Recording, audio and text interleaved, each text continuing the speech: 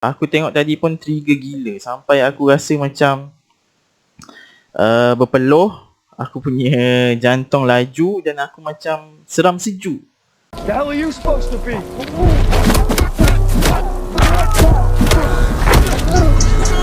I'm vengeance.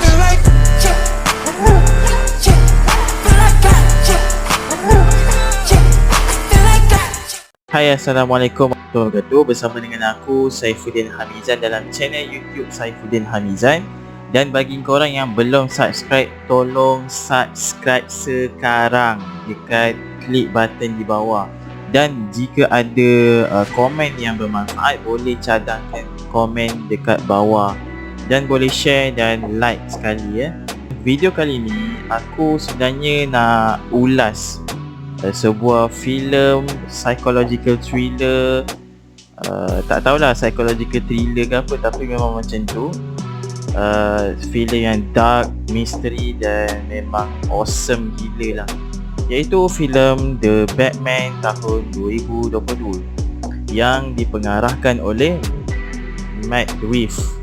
Matt Reeves, di mana dia pernah buat cerita The Planet of the Apes punya trilogy kan. Kalau Batman yang sebelum ni yang gempak juga, The Dark Knight, dipengarahkan oleh Christopher Nolan tahun 2008. Dan cerita The Batman ni secara umumnya dia dilakonkan oleh watak utama Robert Pattinson Batman, Zoe Kravitz sebagai Selina Kyle iaitu Catwoman, dan Paul Dano sebagai Riddler watak musuh, Colin Farrell sebagai Penguin, Jeffrey Wright sebagai polis yang baik dengan Batman. Aku takkan ulas dari segi cinematic graphic review. Aku takkan ulas dari segi scene, babak-babak yang mana itu akan lebih menjerumuskan kepada spoiler. Aku tak nak. Tapi aku lebih suka untuk tekankan daripada aspek psikologi, apa di sebalik psikologi yang aku jumpa dalam cerita ni, dan falsafah apa yang menarik untuk aku congkil dan aku share dengan korang. Dan mungkin pandangan korang lebih dalam lagi layer dia, sebab cerita ni dia banyak angle, banyak layer yang kau boleh kupas dari segi falsafah, dari segi psikologi. Tapi yang pengkritik filem lain, diorang lebih kepada yang cinematic, lebih kepada nilai cerita tu, scene cerita tu, tentang lakonan, tentang bajet filem. Itu aku tak berapa pakar, jadi aku takkan ambil tahu benda tu dan aku takkan ulas pasal benda tu. Itu aku tolak tepi. Yang pertama sekali, falsafah yang ada dalam filem Batman ni, yang pertama sekali adalah tentang adakah manusia ni asalnya baik atau jahat, good or bad. Dan yang menariknya, dalam filem ni kau akan nampak yang manusia ni dia tak ada semuanya baik dan tak ada semuanya jahat. Dan tak semestinya bila kebenaran itu bersifat subjektif, maknanya kau boleh jadi jahat dan taklah apa nak jadi. Tak. Tapi nak cakapnya kat sini, pemikiran binary, iaitu hitam putih ni perlu dibuang. Filem ni nak cakap macam itulah. Maksudnya kau siapa pun, kau superhero ke, kau orang jahat ke apa ke, ada di behind story di belakang kau, di pundak kau ni, yang membuatkan kau jadi macam tu. Sama ada kau jahat atau kau baik. Kalau kau baik pun kau takkan baik sepenuhnya. Kalau kau jahat pun mesti ada something yang membuatkan kau jadi jahat. Dan something tu kalau dibuang mungkin kau jadi baik. Macam itulah. Jadi dalam falsafah ni sebenarnya pada tahun 1600 ada filosofi yang bernama Hobbes. Macam itulah nama dia. Dia beranggapan bahawa manusia ni asalnya nature dia adalah jahat. Jadi manusia perlukan undang-undang, agama, akta yang macam kita nampak lah kat setiap negara. Setiap negara kan ada perlembagaan. Jadi itulah yang menyebabkan manusia jadi baik atau mematuhi peraturan dan lebih berdisiplin lah. Itu pendapat dia. Kemudian setelah itu ada filosofer yang membantah. Dia bantah, dia kata sebenarnya manusia ni asalnya peaceful je, aman je. Cuma nature sekeliling dia tu yang membuatkan dia jadi jahat.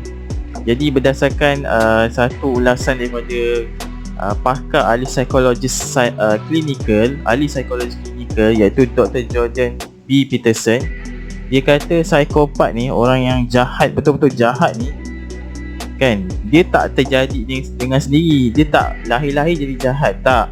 Tapi ada beberapa elemen penting yang mengganggu fungsi otak dia dan membuatkan tingkah laku dia jadi very dark, jahat lah. Sebenarnya semua orang ada darkness, ada kita punya persona kita. Tapi disebabkan kita lahir dalam keadaan yang baik, kita sihat, sekeliling kita bagus, pendidikan kita bagus, itu yang kita terpelihara.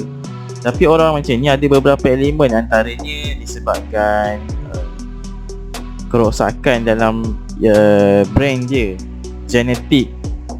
Boleh jadi genetik yang pertama, yang kedua kerosakan brain damage dia yang membuatkan fungsi dia abnormal. Yang ketiga, faktor sosial sekeliling dia. Dia mungkin dilahirkan, dibesarkan dengan penuh kekejaman, trauma yang tak selesai dan double trauma tu. Dalam cerita Batman, kau akan nampak yang kenapa orang jadi jahat mesti ada kaitan dengan trauma waktu kecil. So, untuk yang menonton filem ni, aku syorkan pastikan korang punya kesihatan mental okey. Kalau tak okey, kau kena tengok dengan bimbingan orang yang lebih dewasa, yang lebih matang lah, untuk kontrol kau punya trigger. Aku tengok tadi pun trigger gila, sampai aku rasa macam berpeluh, aku punya jantung laju dan aku macam seram sejuk. Padahal bukan filem hantu pun, tapi rasa seram sejuk. Aku rasa macam apa benda ni kan, pasal macam ni lah. Lagi-lagi kalau watak Riddler tu gila betul. Aku rasa macam very dark lah. Moment tu memang sangat-sangat berat bagi aku. Apatah lagi dia ada sentuh isu zaman trauma. Perbualan dia sangat menjengkelkan. Dia congkil kau punya trauma sampai kau rasa geram dia, macam tu. Jadi itulah yang pertama. Yang kedua, yang bagi aku falsafah yang agak menarik, iaitu orang selalu sangka orang kaya ni bahagia. Contohnya musuh-musuh Batman ni, dia selalu anggap Batman ni anak orang kaya, anak Thomas Wayne kan, hidup bergelimpangan dengan harta benda, mandi duit dan sebagainya. Yelah, billionaire kan, ada bangunan, ada yayasan, ada duit, company, saham dan sebagainya. Tapi dia tak tahu yang orang kaya pun ada penderitaan dia. Contohnya dalam cerita Batman, kalau kita tengok balik, kita reverse Batman daripada tahun 2005 sampai 2008 dan 2012, Batman Begins, Batman The Dark Knight dan The Dark Knight Rises, lakonan Bell. Okay, dia ni daripada kecil, setahu aku lah, dia ni trauma kerana bapak dia meninggal kena bunuh depan mata dia. Dan trauma tu bukannya kecil tau, dia berganda-ganda. Dah lah dia kehilangan mak bapak dia dan tak selesai isu tu.